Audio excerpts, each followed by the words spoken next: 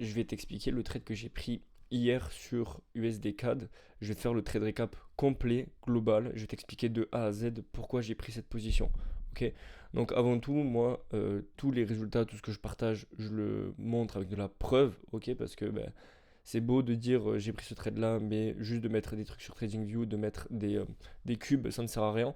Et encore, à la limite, MetaTrader, je pourrais le falsifier. En gros, j'aurais pu prendre très bien un achat et une vente ici en même temps et et vous montrer que le trade gagnant. Mais bon, moi je vous montre les soldes de mes comptes. Ils sont tous en positif, en beau positif, donc ça fait plaisir.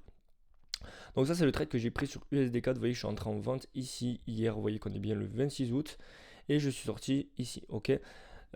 J'ai pris pas mal de profits. Enfin, pas mal de profits. C'est pas énorme. En tout, j'ai pris 500 dollars. J'ai pris sur mes comptes challenge un peu plus de. Mais non, plus, j'ai pris sur mes challenges en tout 500 et sur mes funded j'ai pris 26 plus 50 plus sur mon compte réel.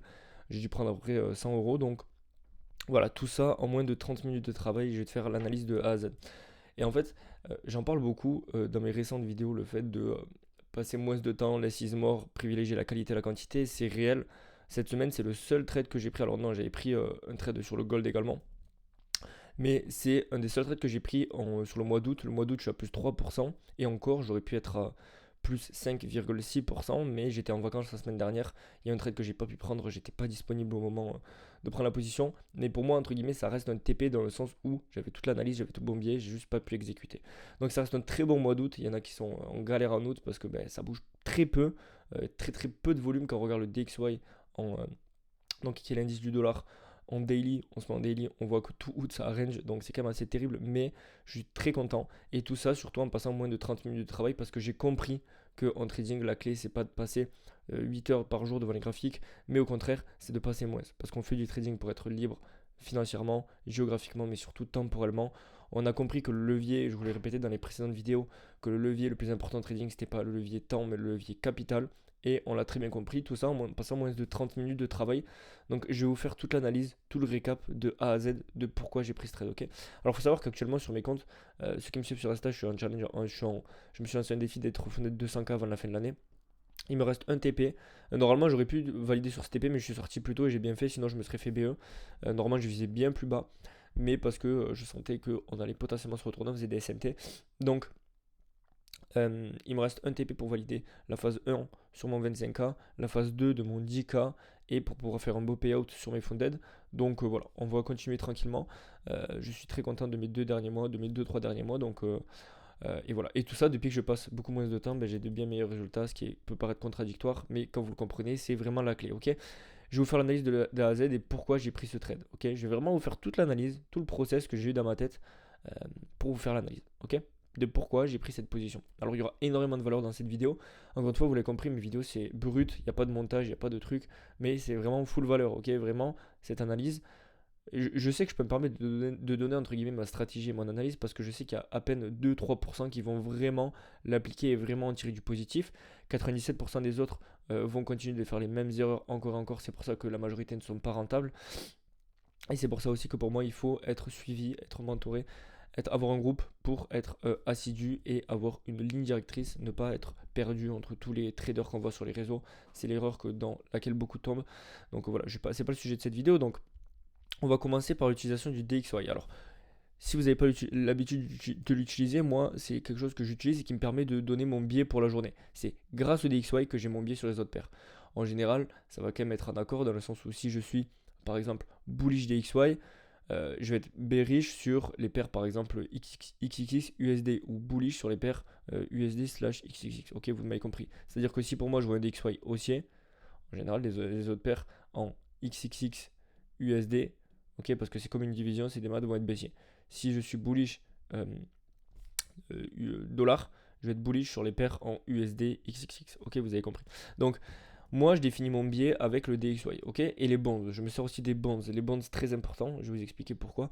Euh, pourquoi je me sers des bonds. Donc là, vous voyez, c'est ce que j'ai envoyé hier sur le Discord. Tous les matins, j'envoie sur le Discord ma watchlist du jour avec le DXY, mon biais et toutes les paires que je surveille. Donc c'est vraiment intéressant pour ceux qui sont dans le groupe. D'ailleurs, je vais vous en reparler après. Restez bien jusqu'à la fin parce que ça peut vraiment vous aider. Donc j'ai dit qu'on tenait le daily order block baissier sur le DXY, que j'étais vendeur selon moi sur le DXY. ok, que si on vient clôturer au-dessus, je serai bullish. Donc vous voyez qu'en daily, on avait quelque chose comme ça, ok, on avait prise de liquidité, on tenait cet order bloc baissier. Donc cette vidéo, elle va quand même être assez pratique, hein. Les précédentes vidéos, c'était plutôt de la psychologie. Là, on rentre vraiment dans le dur. Évidemment, euh, c'est pas juste avec une vidéo comme ça que vous allez être rentable, mais ça peut vous donner une idée et de voir un peu si ma stratégie vous correspond. Parce que moi, je sais que la majorité, vous avez un taf où vous êtes étudiant. Vous n'avez pas envie de passer 4 heures par jour dans les graphiques ou chercher des confirmations en M1 parce que, ben, en général, les trades sont partis. Je sais comment ça se passe. J'ai été en alternance, que ce soit en cours ou au travail. C'est trop dur de rentrer sur du M1. Ok, il suffit que votre alerte sonne, vous rentrez 5 minutes, vous arrivez 5 minutes après devant les graphes. Le temps que vous saisissez, le trade il est soit ASL, soit il est parti déjà au TP. Donc c'est pour ça que moi, cette manière de trader là, je sais qu'elle correspond à la majorité d'entre vous. Donc voilà. Et également, sur les bonds, j'ai dit que on avait eu une belle impulsion haussière sur les bonds. Les bonds sont corrélés négativement avec le DXY, donc ça me faisait penser qu'on allait avoir un DXY qui allait continuer à la baisse. Ok. Les bonds, je me base sur les bonds pour savoir si sur le DXY c'est une manipulation ou si c'est un réel mouvement. Je m'explique. Si je vois par exemple une énorme bougie baissière sur le DXY, mais que sur les bonds j'ai pas forcément d'impulsion haussière, c'est corrélé négativement. Ok, quand les bonds montent, le DXY baisse. Quand les bonds baissent, le DXY monte. En fait, les marchés sont régis par les taux d'intérêt. En fait, c'est les taux d'intérêt qui fait tout. Le taux d'intérêt fait bouger le dollar dans un certain sens et le dollar fait bouger les paires du coup dans un certain sens. Ok, mais moi du coup je me base sur le DXY pour avoir mon biais et sur les bonds pour savoir si c'est une manipulation ou si c'est un réel mouvement.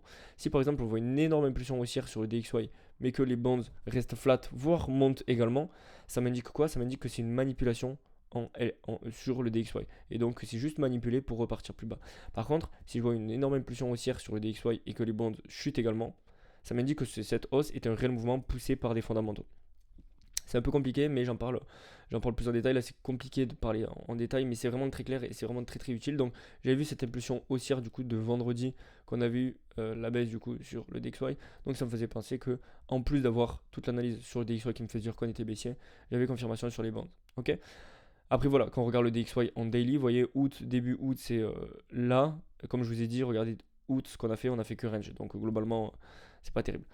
On va rentrer un peu plus en détail dans l'analyse. Donc vous voyez que on a un order flow en daily qui est baissier, on respecte ce FVG, on respecte ce FVG, on a pris la liquidité, grosse impulsion haussière, on a un order block, j'ai une target claire, j'ai tout en daily, j'ai tout dans ma stratégie. C'est-à-dire quoi? C'est-à-dire que j'ai une target claire.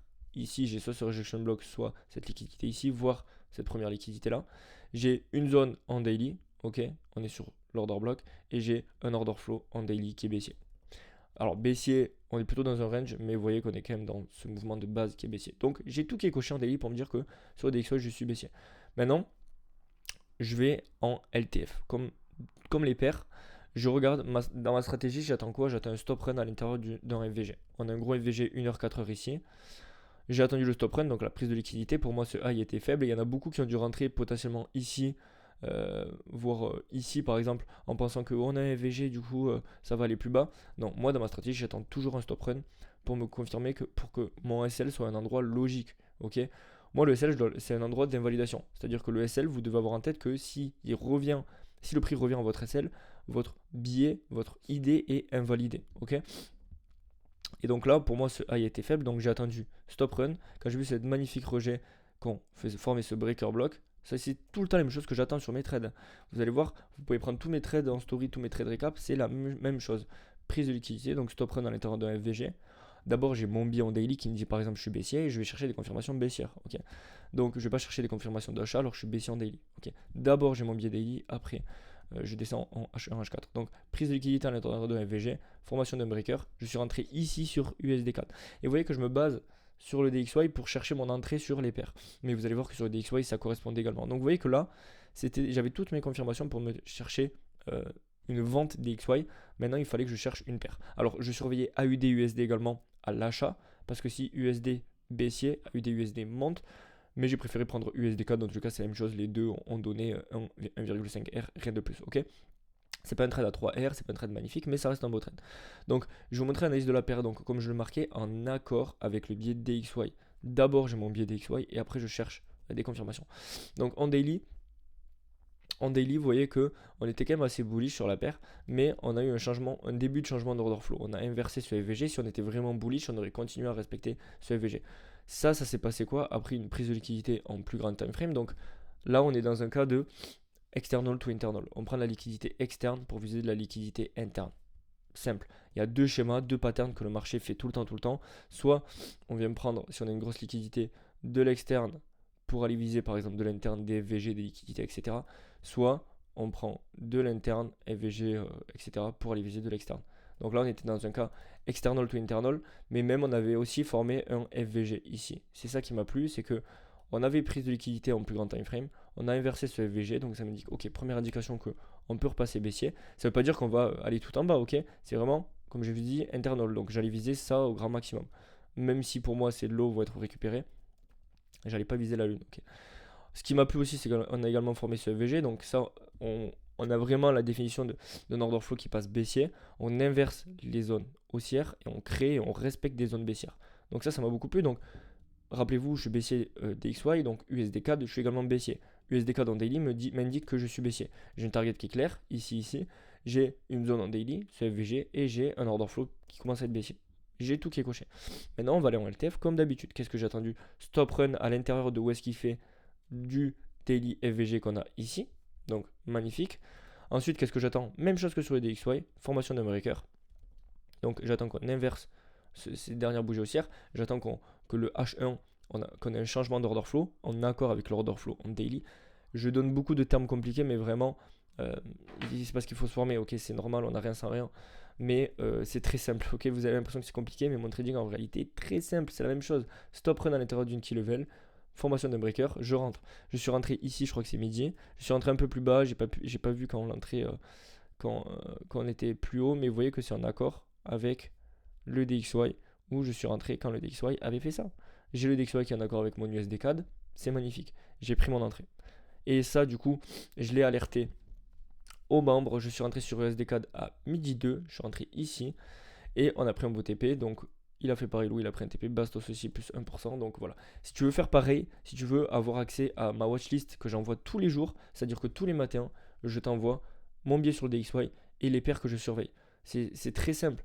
Je t'envoie, je te dis par exemple, ok, pour aujourd'hui, je surveille ça sur cette paire, je surveille ça, etc. etc. Tous les matins, je t'envoie ça et j'envoie les alertes quand je prends les trades. Donc si tu veux avoir accès à ça, je te dis pas qu'on fait des 26% par mois, je reste honnête et transparent. Dans tous les cas, je partage tout en story. Tu peux voir tous les résultats des membres et de moi-même. Réserve un appel avec moi et dans cet appel, je vais te mettre en place une feuille de route. Donc c'est-à-dire que je vais te dire, ok, en fonction de là où tu en es actuellement, je vais te mettre en place, personnalisé. Le but c'est que ce soit personnalisé parce on a tous des niveaux différents. Une feuille de route, c'est-à-dire je vais te dire, ok, vu ton niveau, ben là tu dois backtester tant de data, tant de temps. Ensuite, tu vas pouvoir faire ça. En gros, une feuille de route que tu saches quoi faire. Donc au pire, tu as une feuille de route gratuitement en appel avec moi. Et encore mieux, si ça te plaît, on peut travailler ensemble et je t'accompagne jusqu'à que tu atteignes tes objectifs, que tu valides ton challenge. Donc, lien en description, je te laisse valider un appel avec moi, ça te coûte rien. Au pire, tu as une feuille de route gratuitement et on pourra discuter. Mais voilà, ça c'est mon trade sur USD-CAD et tu peux voir que tous mes trades se ressemblent, c'est tout le temps la même chose. Donc voilà, c'était tout pour cette vidéo les gars, j'espère que ça vous a plu. On est rentré vraiment dans le concret, dans le technique, mais voilà, il y aura de temps en temps des vidéos un peu plus larges, un peu plus psychologie, un peu plus truc, et de temps en temps des vidéos trade récap de A à Z où je vais vous expliquer l'analyse. Et ça, je peux me permettre de le donner parce que je sais qu'il n'y en a que 2%, 3% qui vont vraiment en tirer du concret. Les autres, ben, vous n'allez pas avancer. Si vous voulez avancer, lien en description pour réserver un appel avec moi. C'était Max et je vous dis à la prochaine.